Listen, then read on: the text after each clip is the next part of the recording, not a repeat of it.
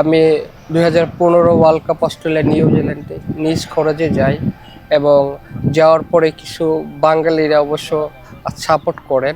আপনার বড় দেশগুলা ভিসা প্রসেসিংয়ে বিসিবি সবসময় সহযোগিতা করেন এবং তাদের আন্তরিকতা ভালোবাসায় আজ আমি মিলন। তখন ওই টাইগার মাস্কট পরে বাংলাদেশের পতাকা বিশ্বের দরবারে তুলে ধরে। আমাদের সাথে আছেন ফাহিমুল হক মিলন, যাকে বাংলাদেশের ক্রিকেট প্রেমীরা টাইগার মিলন হিসেবে চিনেন, যিনি বাংলাদেশের ক্রিকেটকে সারা বিশ্বের কাছে রিপ্রেজেন্ট করতে দেশ থেকে দেশান্তরে এবং বিদেশে যেখানে বাংলাদেশের ক্রিকেট হয় সেখানে তিনি যেয়ে বাংলাদেশ ক্রিকেটকে সাপোর্ট করে থাকেন। আমরা তার কাছে যে বাংলাদেশের ক্রিকেটকে তিনি যে রিপ্রেজেন্ট করতেছেন তার কারণটা একটু জানবো। আসলে আপনি যে বাংলাদেশের ক্রিকেটকে এইভাবে রিপ্রেজেন্ট করতেছেন বিশ্বের কাছে, এর পিছনের কারণটা যদি একটু বলতেন। হ্যাঁ, তো শুধু আসসালামু আলাইকুম। জি, আমি আসলে আগে ক্রিকেট খেলতাম অনুদ্যোগী, আপনার সেকেন্ড ডিভিশন লিগ খেলি। জন্ডিস হওয়ার পরে আমার খেলা অফ করতে হয়। ভাবলাম যে বাংলাদেশ ক্রিকেট, ফুটবল, হকি ওই ওনাদের সাথে কিভাবে থাকতে পারি।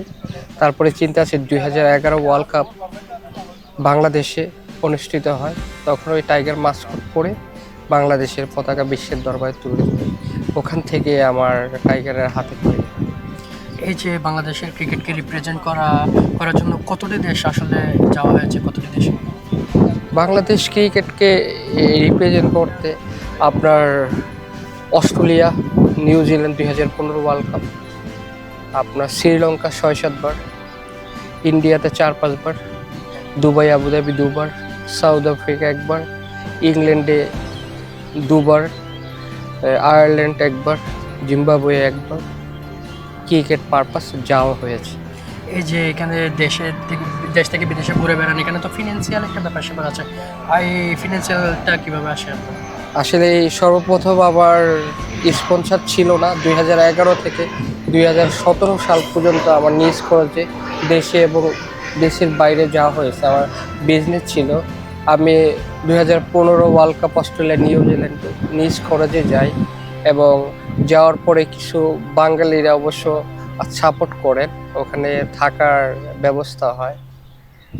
তারপরে আমি ওই আপনার 2017 সাল চ্যাম্পিয়ন্স ট্রফি থেকে চ্যানেলের সাথে আছি স্পন্সর হিসাবে। এই যে বাংলাদেশের ক্রিকেটকে রিপ্রেজেন্ট করছেন, বিসিবি কোনো ধরনের সহযোগিতা করে কিনা?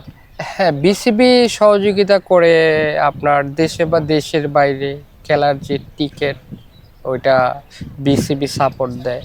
আর আপনার বড় দেশগুলা ভিসা প্রসেসিংয়ে বিসিবি সবসময় সহযোগিতা করেন এবং তাদের আন্তরিকতা ভালোবাসায় আজ আমি মিলন। আপনি তো দেশের বাইরে অনেক জায়গায় ঘুরে দেখেছেন এবং দেশের বাইরে যে ক্রিকেটের কালচার এগুলো দেখেছেন। আসলে কক্সবাজারের এই মাঠটা ইন্টারন্যাশনাল মানের করার জন্য কেমন উপযোগী মনে করেন আপনি?